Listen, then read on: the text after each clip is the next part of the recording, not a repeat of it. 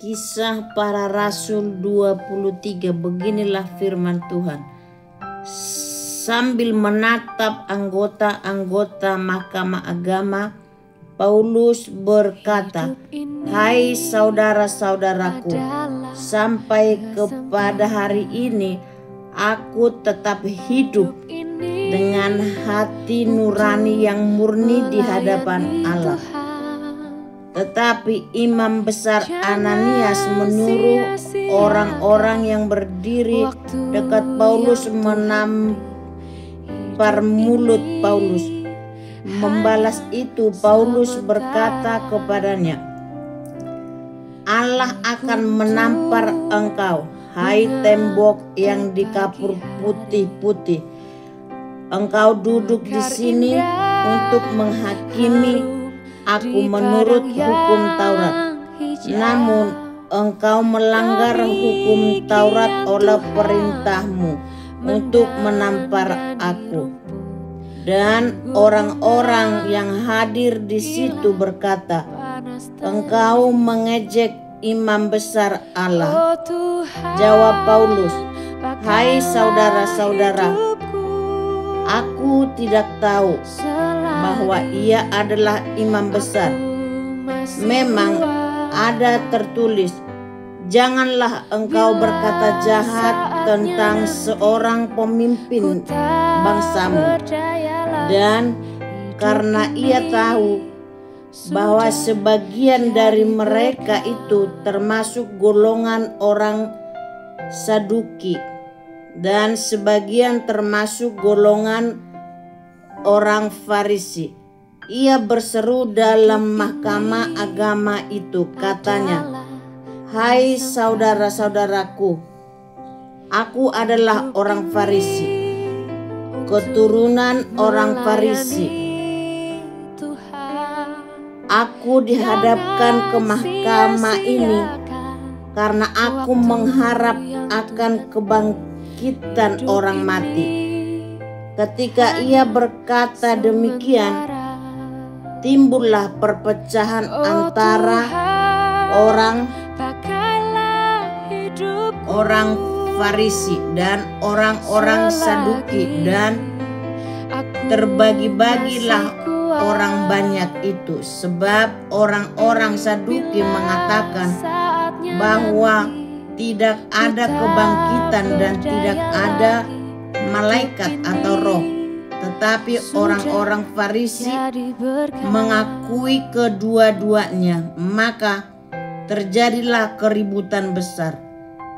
Beberapa ahli Taurat dari golongan Farisi tampil di depan dan membantah dengan keras. Katanya, "Kami sama sekali tidak menemukan sesuatu yang salah pada orang ini. Barangkali ada roh atau malaikat yang telah berbicara kepadanya." Maka terjadilah perpecahan besar sehingga kepala pasukan takut kalau mereka akan mengoyak-ngoyak Paulus. Karena itu ia memerintahkan pasukan untuk turun ke bawah dan mengambil Paulus dari tengah-tengah mereka dan membawanya ke markas. Pada malam berikutnya Tuhan datang berdiri di sisinya dan berkata kepadanya, "Kuatkanlah hatimu, sebab sebagaimana engkau dengan berani telah bersaksi tentang aku di Yerusalem, demikian jugalah hendaknya engkau pergi bersaksi di Roma." Komplotan orang-orang Yahudi. Dan setelah hari siang, orang-orang Yahudi mengadakan komplotan dan bersumpah dengan mengutuk diri bahwa mereka tidak akan makan atau minum sebelum mereka membunuh Paulus. Jumlah mereka yang mengadakan komplotan itu lebih daripada 40 orang. mereka pergi kepada imam-imam kepala dan tua-tua bangsa Yahudi dan berkata, "Kami telah bersumpah dengan mengutuk diri bahwa kami tidak akan makan atau minum sebelum kami membunuh Paulus.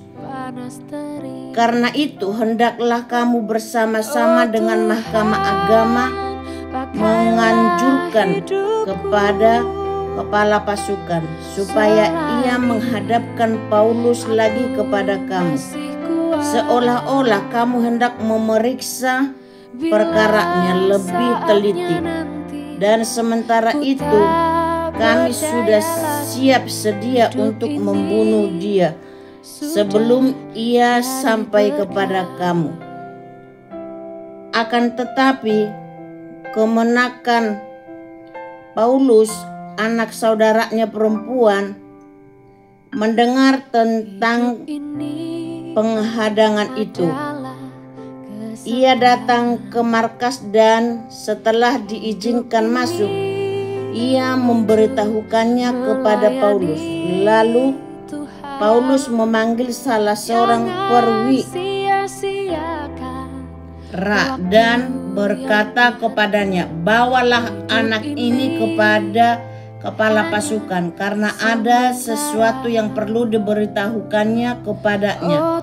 Perwira itu membawanya kepada kepala pasukan dan berkata, "Paulus, orang tahanan itu, memanggil aku dan meminta supaya aku membawa anak muda ini kepadamu, sebab ada yang perlu diberitahukannya kepadamu." Maka kepala pasukan itu memegang tangan anak muda itu, lalu membawanya ke samping dan bertanya, "Apakah yang perlu kau beritahukan kepadaku?" Jawabnya, "Orang-orang Yahudi telah bersepakat untuk meminta kepadamu supaya besok engkau menghadapkan Paulus lagi ke Mahkamah Agama, seolah-olah mahkamah itu mau memperoleh keterangan yang lebih teliti daripadanya. Akan tetapi janganlah engkau mendengarkan mereka, sebab lebih daripada 40 orang dari mereka telah siap untuk menghadang dia. Mereka telah bersumpah dengan mengutuk diri bahwa mereka tidak akan makan atau minum sebelum mereka membunuh dia. Sekarang mereka telah siap sedia dan hanya menantikan keputusanmu."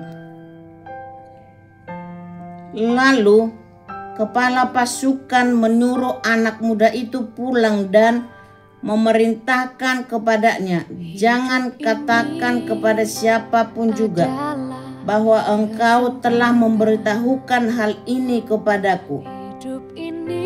Paulus dipindahkan ke Kaisarea. Kemudian kepala pasukan memanggil 2 perwira dan berkata, "Siapkan 200 orang prajurit untuk berangkat ke Kaisarea beserta 70 orang berkuda dan 200 orang bersenjata lembing, kira-kira pada jam 9 malam ini. Sediakan juga beberapa keledai keledai tunggang untuk Paulus, dan bawalah dia dengan selamat kepada wali negeri Felix." Dan ia menulis surat yang isinya sebagai berikut: "Salam dari Claudius Lysias kepada wali negeri Felix yang mulia. Orang ini ditangkap oleh orang-orang Yunani, dan ketika mereka hendak membunuhnya, aku datang dengan pasukan mencegahnya dan melepaskannya, karena aku dengar bahwa ia adalah warga negara Roma. untuk mengetahui apa alasannya mereka mendakwa dia. Aku menghadapkannya ke mahkamah agama mereka. Ternyatalah bagiku bahwa ia didakwa karena soal-soal hukum Taurat mereka, tetapi tidak ada tuduhan atas mana ia patut dihukum mati atau dipenjarakan. Kepadaku telah diberitahukan bahwa ada komplotan merencanakan membunuh dia. Karena itu aku segera menyuruh membawa dia kepadamu, sedang kepada para pendakwa telah kuberitahukan bahwa mereka harus mengajukan perkara itu kepadamu. Lalu prajurit-prajurit itu mengambil Paulus sesuai dengan yang diperintahkan kepada mereka dan membawanya pada waktu malam ke Antipatris. Pada keesokan harinya mereka membiarkan orang-orang berkuda dan Paulus meneruskan perjalanan, dan mereka sendiri pulang ke markas. Setibanya di Kaisarea, orang-orang berkuda itu menyampaikan surat itu kepada wali negeri serta menyerahkan Paulus kepadanya. Dan setelah membaca surat itu, wali negeri itu menanyakan Paulus dari provinsi manakah asalnya, dan ketika ia mendengar bahwa Paulus dari Kilikia, ia berkata, "Aku akan memeriksa perkaramu bila para pendakwamu juga telah tiba di sini." Lalu ia menyuruh menahan Paulus di istana Herodes. Haleluya.